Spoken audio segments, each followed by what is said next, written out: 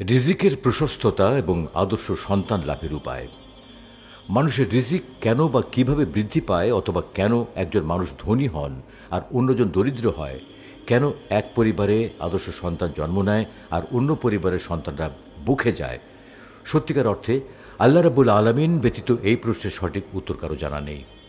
অমুক ব্যক্তি ধনী আর অমুক ব্যক্তি দরিদ্র, অমুকের ছেলে মেয়েগুলো খুবই মেধাবী আর অমুকের ছেলে মেয়েগুলো সব বোকাশোকা, এর রহস্য কী?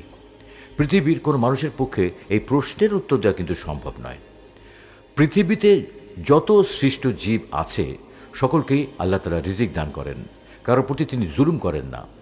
তিনি যাকে যতটুকু দেওয়াটা ন্যায়সঙ্গত মনে করেন তাকে ততটুকু দান করেন। সুতরাং সম্পদশালী হওয়া বা মেধাবী হওয়া সম্পূর্ণই আল্লাহর দান। তিনি যাকে ইচ্ছা যত খুশি সম্পদ, যাকে ইচ্ছা যত খুশি মেধা দান করেন। আল্লাহ তাআলা বলেন, আল্লাহু লতীফুম বিইবাদিহি ইয়ারযুকু মান ইয়াশা ওয়া হুয়াল কাওয়িয়ুল আজিজ। আল্লাহ তার বান্দাদের প্রতি পরম দয়ালু। তিনি যাকে ইচ্ছা প্রচুর রিজিক দান করেন আর তিনি মহাবলিয়ান, মহাশক্তিশালী। অন্যত্র আল্লাহ তাআলা বলেন, ইউতিল হিকমাতা মান ইয়াশা ওয়া মান ইউতাল হিকমাতা ফাকাদ উতিয়া খায়রান কাসীরা ওয়া মা ইয়াযাক্কারু ইল্লা উলুল আলবাব। তিনি যাকে ইচ্ছা মেধা ও প্রজ্ঞা দান করেন। যাকে যাকে মেধা ও প্রজ্ঞা দেওয়া হয়েছে তাকে অবশ্যই অপার কল্যাণ দেওয়া হয়েছে। বোধশক্তির অধিকারীরাই কেবল উপদেশ গ্রহণ করেন। আল্লাহ তাআলা কোনো কিছুই সকলকে সমান পরিমাণ দান করেন না। রিজিক এবং মেধাও সকলকে সমান পরিমাণে দান করেন না। আল্লাহ রাব্বুল আলামিন বলেন, ওয়ালাউ বাসাতাল্লাহুর রিজকা লিইবাদিহি লাবাগাউ ফিল আরদ ওয়ালাকিন ইউনাজ্জিলু বিকদারিন মা ইয়াশা ইন্নাহু বিইবাদিহি খাবীরুম বাসীর। যদি আল্লাহ তার সকল বান্দাকে প্রচুর রিজিক দিতেন তবে তারা পৃথিবীতে বিপর্যয় সৃষ্টি করত, কিন্তু তিনি যে পরিমাণ ইচ্ছা সে পরিমাণ নাজিল করেন। নিশ্চয়ই তিনি তার বান্দাদের সকল বিষয় অবগত এবং সব কিছু দেখেন। মানুষের শরীর, স্বাস্থ্য, মেধা, সৌন্দর্য, সন্তান সন্ততি, স্থাবর অস্থাবর সম্পদ সব কিছুই রিজিকের অন্তর্ভুক্ত। এই রিজিক আল্লাহ রাব্বুল আলামিন কাকে কতটুকু প্রদান করবেন সেটা একান্তই আল্লাহর ইচ্ছা। কেউ নিজ শক্তিতে ধনী হতে পারে না বা মেধাবী সন্তান লাভ করতে পারে না। তবে কোরআন এবং হাদিসে এমন কিছু কথা রয়েছে, এমন কিছু নির্দেশনা রয়েছে, এমন কিছু দোয়ার কথা বলা হয়েছে যেগুলোর উপর যথাযথভাবে আমল করলে ধন সম্পদ বৃদ্ধি বা আদর্শ সন্তান লাভের আশা করা যায়। দোয়া করা। হাদিসে কুদসি থেকে জানা যায়, মানুষ যদি আল্লাহর কাছে দোয়া করে তবে আল্লাহ রাব্বুল আলামিন রিজিক বাড়িয়ে দেন। আবু যর রাদিয়াল্লাহু তাআলা আনহু থেকে বর্ণিত, নবী করিম সাল্লাল্লাহু আলাইহি ওয়াসাল্লাম ইরশাদ করেন, আল্লাহ তাআলা বলেন, হে আমার বান্দারা, তোমরা সবাই ছিলে দিশেহারা, তবে আমি যাকে সুপথ দেখিয়েছি সে ব্যতীত তোমরা আমার কাছে হেদায়েত প্রার্থনা করো, আমি তোমাদের হেদায়েত দান করব।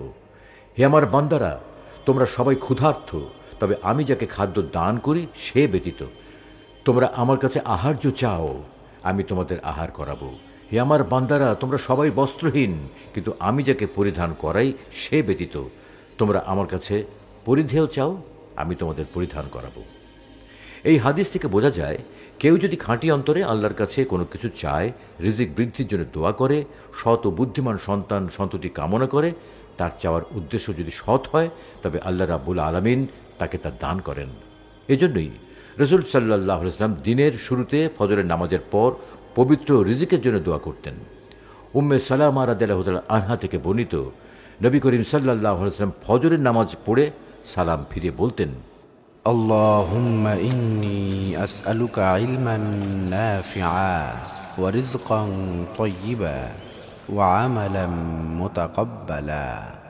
হে আল্লাহ, আমি আপনার কাছে উপকারী জ্ঞান, পবিত্র রিজিক এবং কবুল হওয়ার যোগ্য কর্মতৎপরতা প্রার্থনা করি। কেউ যদি দৃঢ় বিশ্বাস নিয়ে এই দোয়া করে তাহলে আল্লাহ রাব্বুল আলামিন তাকে অবশ্যই উত্তম রিজিক দান করবেন। কেননা আল্লাহ তাআলা নিজেই বলেন, ইন্নাল্লাহা হুয়ার রাজ্জাকু যুল কুওয়াতিল মাতিন। নিশ্চয়ই আল্লাহই হলেন মহান রিজিক দাতা, শক্তির আধার, মহাপরাক্রান্ত। তিনি একমাত্র রিজিক দাতা।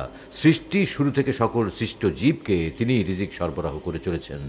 তবু তার ভাণ্ডারে কখনো কোনো অভাব বা দুর্ভিক্ষ দেখা দেয়নি। তিনি যদি কাউকে রিজিক দিতে চান তবে কেউই তাকে বাধা দিতে পারে না। তিনি আমাদের সবার স্রষ্টা। তার সৃষ্টি সকলকেই তিনি ভালোবাসেন। কাউকে তিনি ভুলে যাননি। তিনি অত্যন্ত দয়ালু। তার দয়ার দিগন্ত সুদূরে বিস্তৃত। কাউকে তিনি বঞ্চিত করেন না। তার বান্দারা তার কাছে চাওয়ার আগেই তিনি তাদেরকে অসংখ্য নিয়ামত দান করেন। তাহলে তার বান্দা যদি তার কাছে কিছু চায়, তিনি কি তা না দিয়ে থাকবেন? তিনি এক মহান দানশীল সত্তা। মানুষ তার কাছে চাইলে যতটুকু চায় তিনি শুধু ততটুকু দিয়েই ক্ষান্ত হন না, আরও বাড়িয়ে দান করেন। যে মানুষ আল্লাহর কাছে রিজিকের জন্য দোয়া করেন, হালাল রিজিক কামনা করেন, তার প্রতি আল্লাহ সন্তুষ্ট হন। আল্লাহর দেওয়া হালাল রিজিকের উপর সন্তুষ্ট থাকা এবং হারাম থেকে বেঁচে থাকার জন্য আমাদের দোয়া করা উচিত। আমরা যদি ঋণগ্রস্ত হই বা আমাদের জীবনে যদি আর্থিক অভাব অনটন দেখা দেয়, তাহলে আমরা কি করব সে বিষয়ে রসুল সাল্লাল্লাহু আলাইহি ওয়াসাল্লামের হাদিস রয়েছে। আবু সাঈদ খুদরি রাদিয়াল্লাহু তাআলা আনহু সূত্রে বর্ণিত, তিনি বলেন, একদিন রসুল সাল্লাল্লাহু আলাইহি ওয়াসাল্লাম মসজিদে প্রবেশ করে সেখানে আবু উমামাহ নামক এক আনসারী সাহাবীকে দেখতে পেলেন। তিনি তাকে বললেন, হে আবু উমামাহ, কি ব্যাপার? এখন তো নামাজের সময় নয়, তাহলে তুমি মসজিদে বসে আছো কেন? তিনি বললেন, সীমাহীন দুশ্চিন্তা ও ঋণের বোঝার কারণে হে আল্লাহ রসুল। নবীজি বললেন, আমি কি তোমাকে এমন কিছু বাক্য শিখে দেব না? তুমি তা বললে আল্লাহ তোমার দুশ্চিন্তা দূর করবেন এবং তোমার ঋণ পরিশোধের ব্যবস্থাও করে দেবেন। তিনি বললেন, অবশ্যই হে আল্লাহর রসুল। নবীজি তখন তিনি বললেন, তুমি সকাল সন্ধ্যায় বলবে, আল্লাহুম্মা ইন্নী আউযু বিকা মিনাল হাম্মি ওয়াল হাযানি ওয়া আউযু বিকা মিনাল আজজি ওয়াল কাসাল ওয়া আউযু বিকা মিনাল জুবনি ওয়াল বুখলি ওয়া আউযু বিকা মিন গলাবাতিদ দাইনি ওয়া কাহরির রিজাল। হে আল্লাহ, আমি আপনার কাছে দুশ্চিন্তা ও অস্থিরতা থেকে আশ্রয় চাই। আমি আশ্রয় চাই অক্ষমতা ও অলসতা হতে। আপনার কাছে আশ্রয় চাই কাপুরুষতা ও কার্পণ্য হতে। আমি আপনার কাছে আশ্রয় চাই ঋণের বোঝা ও মানুষের রোষানল হতে। আবু উমামা রাদিয়াল্লাহু তাআলা আনহু বলেন, আমি তাই করলাম। ফলে আল্লাহ তাআলা আমার দুশ্চিন্তা দূর করলেন এবং আমার ঋণ পরিশোধেরও ব্যবস্থা করে দিলেন। উপরে উল্লিখিত কোরআনের আয়াত ও হাদিসে কুদসি সহ অন্যান্য হাদিস থেকে বোঝা যায়, দোয়ার এক বিশেষ ফজিলত রয়েছে। দোয়া করার মাধ্যমে রিজিক বাড়ানো যায়। আল্লাহ তাআলা বান্দার দোয়া পছন্দ করেন। তাই আমাদের উচিত হলো হারাম কামাই থেকে বেঁচে থাকা। কেননা হারাম উপার্জনকারীর দোয়া কিন্তু কবুল হয় না। হারাম কাজ থেকে বেঁচে থাকা এবং হালাল রিজিকের জন্য দোয়া করা। যে সকল সময় দোয়া কবুলের বেশি সম্ভাবনা থাকে, যেমন শেষ রাতে, সেই সব সময় দোয়া করা, খাস দিলে দোয়া করা। রিজিকের জন্য দোয়া করার সাথে সাথে প্রাপ্ত রিজিকের উপর সন্তুষ্ট থাকা উচিত। যিনি অল্পে তুষ্ট থাকতে পারেন, যিনি নিজের যা আছে তাতেই সন্তুষ্ট, তিনি প্রকৃতপক্ষে সফল। আবদুল্লাহ ইবনু আমর ইবনুল আস রাদিয়াল্লাহু তাআলা আনহু থেকে বর্ণিত, রসুল সাল্লাল্লাহু আলাইহি ওয়াসাল্লাম বলেন, সবচেয়ে সফল হলো যে ব্যক্তি ইসলাম গ্রহণ করল, তাকে প্রয়োজন মাফিক জীবিকা প্রদান করা হলো এবং তাকে আল্লাহ যা দিয়েছেন সে তার উপর সন্তুষ্ট থাকল। ইস্তিগফার বা ক্ষমা প্রার্থনা। ক্ষমা প্রার্থনা করার মাধ্যমে রিজিক বাড়ে। মানুষ যদি বিশুদ্ধ অন্তরে আল্লাহর কাছে ক্ষমা চায়, তবে তিনি মানুষের রিজিক বাড়িয়ে দেন। আল্লাহ তাআলা বলেন, فقلت استغفروا ربكم إنه كان غفارا يرسل السماء عليكم مدرارا ويمددكم بأموال وبنين ويجعل لكم جنات ويجعل